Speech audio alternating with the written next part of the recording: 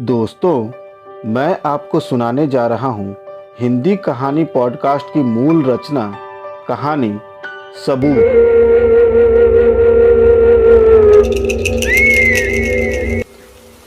आज 14 जुलाई 1995 है। दोपहर का वक्त है। बाहर इस धुआंधार बारिश की वजह से शाम होने का एहसास हो रहा है। एलिफिस्टन रोड पर गली नंबर 17 का सन्नाटा पुलिस टीम की मौजूदगी से लगभग खत्म सा है। इंस्पेक्टर कामत गली के आखिरी छोर पर सड़क के किनारे पड़ी एक महिला की लाश को बड़े ध्यान से देख रहे हैं। दयाल, ये उसी पागल खूनी का काम है। ये पिछले 3 कत्ल की ही तरह है। इसका गला भी बाकी लड़कियों की तरह रस्सी से घोंटा गया है। गले पर यह निशान देखो। इस निशान का क्लोज फोटोग्राफ लेने को बोलो। उसकी रस्सी पर कुछ मेटल का रिंग जैसा है, शायद अंगूठी जैसा कुछ, स्टील या लोहे की। ये निशान उसी चोट का है। और कामत सर, ये कटी हुई उंगलियां? हाँ, ये उसके पागलपन की एक और निशानी है। खून करने के बाद वो बाएं हाथ की 2 उंगलियां काट कर ले जाता है। यही उसका ट्रेडमार्क है और वो कोई अपना सबूत नहीं छोड़ता। इसका मतलब ये है दयाल कि खूनी पागल तो है, पर इतना नहीं। हमें किसी भी तरह उसे ढूंढ निकालना पड़ेगा, इससे पहले कि वो कोई अगला शिकार करे। इधर राजनगर में सनराइज अपार्टमेंट के फ्लैट नंबर 204 के अंदर। मीता, देखो मीता, प्लीज मुझे समझने की कोशिश करो। अमित, जो कुछ भी मैंने आज देखा है उसके बाद भी समझने को कुछ बाकी रह गया है। देखो मीता, वो तुम्हारा एक शक है। वो लड़की मेरी दोस्त है, बस। मेरा ऐसा कुछ संबंध नहीं है। दोस्त? अमित, मैं कोई दूध पीती बच्ची नहीं हूँ। वो तुम्हारे इतने करीब बैठी हुई थी कि उसका सर तुम्हारे कंधे पर था। मेरे कंधे पर सर? मीता नहीं, जरूर तुम्हारी आंखों को धोखा हुआ है। ऑल राइट, मैं अंधी हो चुकी हूँ। सच तो ये है कि मैंने तुम पर विश्वास करने की गलती की है। मीता, मैंने ऐसा क्या किया है? कुछ नहीं किया है तुमने, सिवाय अय्याशियों के। पिछले 5 साल से तुम ऐश कर रहे हो, वो भी मेरे पैसे पर। जुआ तुम खेलते हो, शराब तुम पीते हो, और अब ये लड़कियों का नया शौक। नहीं मीता, ये गलत है। तुम जानती हो कि मैं तुमसे कितना प्यार करता हूँ, पागलों की तरह प्यार करता हूँ। नहीं अमित, तुम मुझसे प्यार नहीं करते। तुम सिर्फ और सिर्फ मेरे पैसों से प्यार करते हो। तुमने खुद तो एक पैसा कमाया नहीं। तुम क्या जानो पैसा कितनी मेहनत से कमाया जाता है। Now it's a limit. अब मेरी आंखें खुल गई हैं। मीता, अब तुम बैग क्यों पैक कर रही हो? क्या हम कहीं जा रहे हैं? हम नहीं, केवल तुम जा रहे हो अमित। मैं तुम जैसे आदमी के साथ नहीं रह सकती जो पति पत्नी के रिश्तों का अपमान करे। मैं तुमसे डिवोर्स चाहती हूँ। Now get out, I said get out. कुछ महीनों बाद स्काई ट्रैवल एजेंसी के ऑफिस में। No problem sir. All right sir, मैं आपकी टिकट आपके ऑफिस भिजवा दूंगी। Is it all right? Okay, anything else sir? Okay, bye bye sir, have a good day. उफ, आज तो दिन बहुत थका देने वाला था। भूख भी बहुत लग रही है। मीता, चल आज किसी अच्छे से रेस्टोरेंट में खाना खाने चलते हैं। तू जा यार, मेरा मूड नहीं है। मैं तो तंग आ गई हूँ तेरे मूड के बारे में सुन के। और फिर तेरा डिवोर्स ही तो हुआ है। कौन सा तेरी दुनिया लुट गई है यार। तू नहीं समझेगी यार, तेरी शादी जो नहीं हुई है। मीता, मैं सब समझती हूँ, पर तू नहीं समझ रही है। मीता, हम लोग इंडिपेंडेंट लड़कियां हैं। हमारा खुद से एस्टैब्लिश किया वो बिजनेस है यार। किसी मर्द से कम नहीं है हम। सुरभि, तू नहीं समझेगी। औरत जब किसी रिश्ते में बन जाती है ना, उस रिश्ते से लाख बेवफाई मिले लेकिन वो उसे भुला नहीं पाती है। अब तू बेवकूफ़ी की बातें कर रही है। डिवोर्स का फैसला तेरा अपना था, तो फिर अफसोस किस बात का। मीता, बाहर की दुनिया में निकल। तू 10 लोगों से मिलेगी जुलेगी तो फिर तेरी उदासी भी दूर हो जाएगी, और फिर कोई ना कोई दूसरा जीवन साथी तो तुझे मिल ही जाएगा। दूसरी शादी कभी नहीं करूंगी। मर्द जा से सख्त नफरत है मुझे। अब तू टिपिकल हिंदुस्तानी औरतों की तरफ बात कर रही है। सारे मर्द एक जैसे नहीं होते। सकता है, तू सही हो, लेकिन अब ये मुझसे नहीं होगा कि मैं लोगों से फिर से मिलूं, जुलूं, समझूं और फिर से शादी कर लूं। ता क्या जरूरी है कि लव मैरिज ही हो? अरेंज मैरिज भी तो हो सकती है ना। और फिर आजकल न्यूज़पेपर में कितने अच्छे रिश्ते आते रहते हैं मैट्रिमोनियल कॉलम में। एक सप्ताह बाद मीता के घर पर। हाय। अरे सुरभि, इस वक्त कैसे आना हुआ? बस यूं ही, खाना पकाने का मूड नहीं था तो सोचा चलो तुम्हारे घर दावत उड़ा लूं। Why not? You are most welcome. Thank you. मैंने बस अभी अभी खाना बनाना शुरू ही किया था।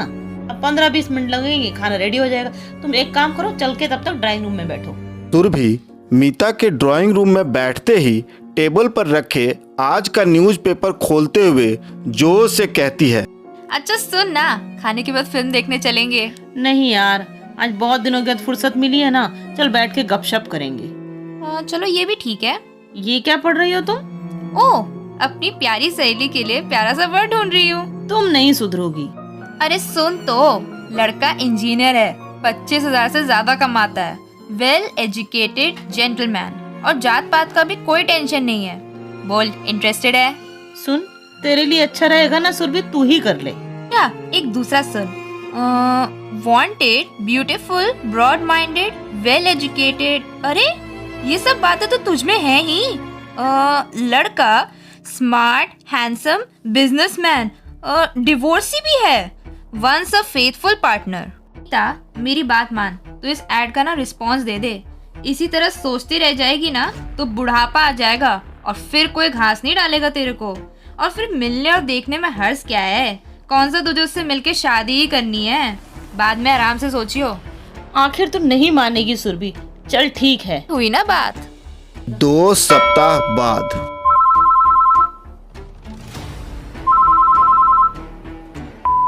इस 842233 मैं घर पर नहीं हूँ। प्लीज बीप के बाद अपना मैसेज छोड़ दे, मैं वापस आकर फोन करूंगी। हाय। Thank you. मैं वर्मा बोल रहा हूँ, दिवाकर वर्मा।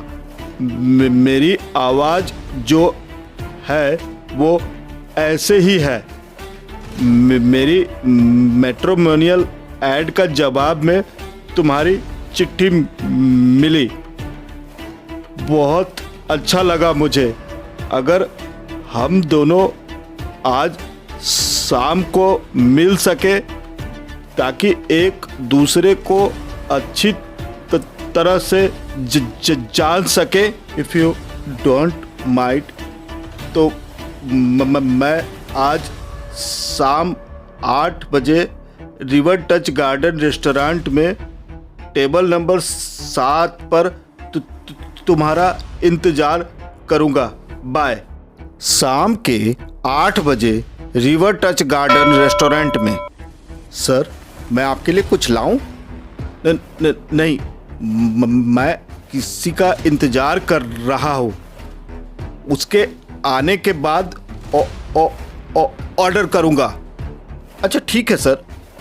एक्सक्यूज मी, क्या मिस्टर दिवाकर वर्मा है? जी जी जी। आप शायद मीता जी हैं।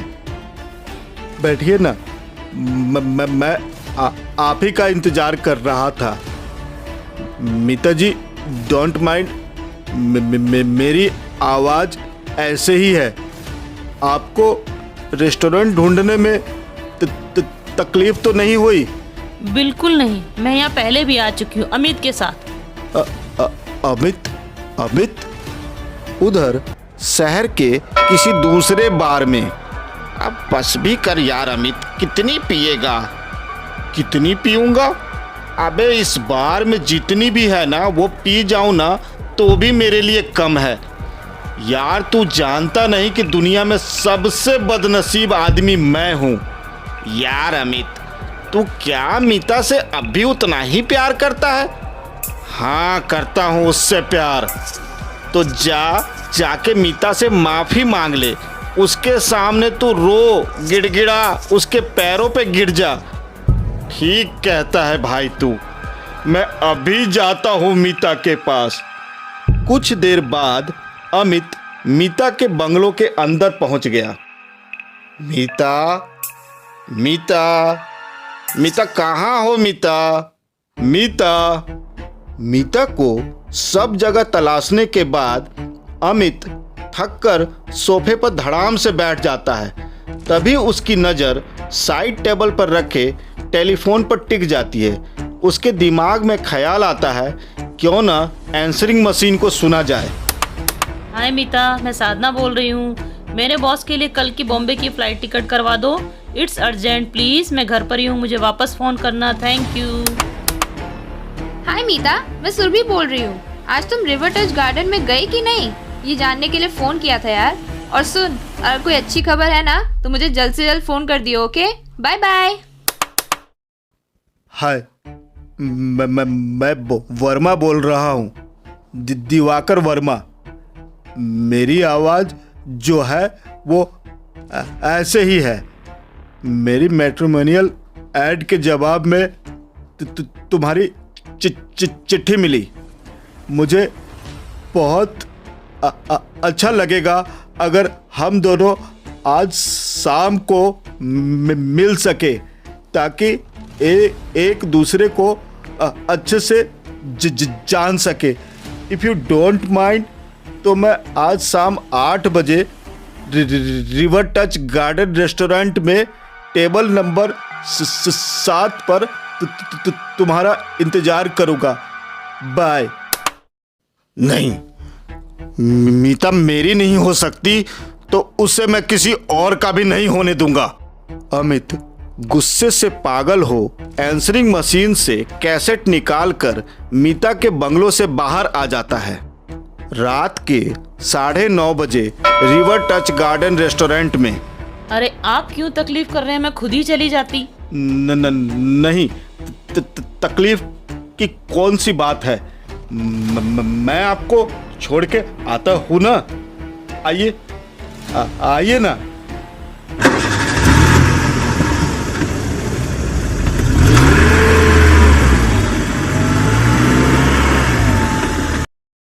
रात के 11:30 बजे अर्थला राजनगर।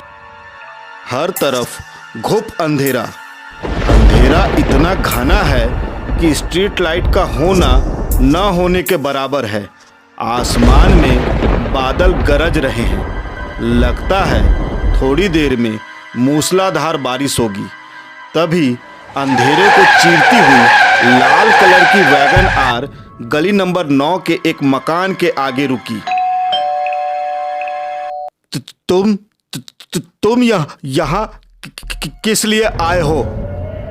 दरवाजा बंद करके जल्दी से अंदर आ जाओ। वो मर गई और मेरे लिए छोड़ गई लाखों रुपए। लेकिन रेस्टोरेंट में तो कह रही थी कि तुम दोनों का डिवोर्स हो चुका है। देखो, मैं कच्ची गोलियां नहीं खेलता। डिवोर्स के लिए अप्लाई किया है, डिवोर्स हुआ नहीं है। अब तक मैं उसका कानूनी पति हूँ और उसकी जायदाद का इकलौता वारिस भी। मेरे पैसे लाए हो? ये रहे। मैं अपनी जुबान का पक्का हूँ। वैसे एक बात तो माननी पड़ेगी, तुम अपने काम में सचमुच माहिर हो। पुलिस आज तक चक्कर में है कि ये सारे खून किसी पागल खूनी ने किए हैं। मैं अपने पीछे कोई सबूत नहीं छोड़ता।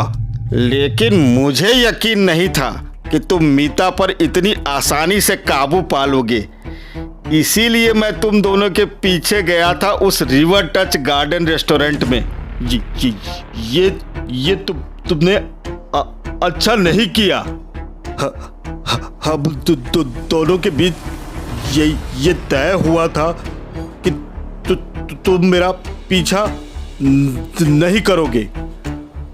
मर्डर स्पॉट के आस पास भी नजर नहीं आओगे तुम। चला गया तो क्या फर्क पड़ गया? फर्क पड़ गया क्योंकि मैं एक प्रोफेशनल हूँ और तुम एक अनाड़ी। तुम्हारी जरा सी भूल मुझे खतरे में डाल सकती है।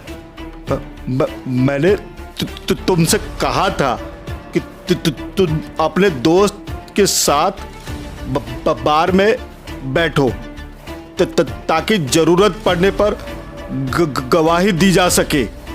मर्डर के वक्त तुम उसके साथ थे तो तुमने सब गड़बड़ कर दिया। क्या गड़बड़ हो गई? अरे क्या गड़बड़ हो गई? एक बात सुनो, हमारा प्लान कभी भी कामयाब नहीं होता अगर सुरभि मीता को मैट्रिमोनियल कॉलम में अप्लाई करने के लिए राजी न किया होता। समझे तुम? ये सुरभि कौन है?